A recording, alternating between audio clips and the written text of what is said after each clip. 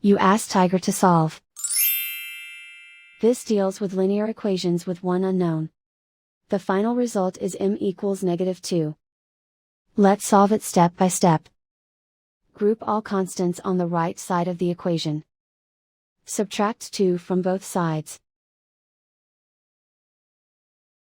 Simplify the arithmetic.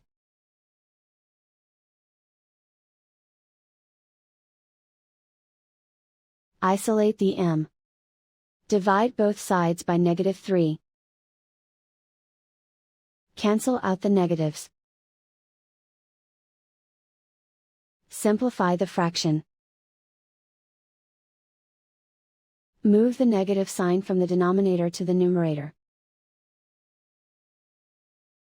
Find the greatest common factor of the numerator and denominator. Factor out and cancel the greatest common factor. And so the final result is m equals -2.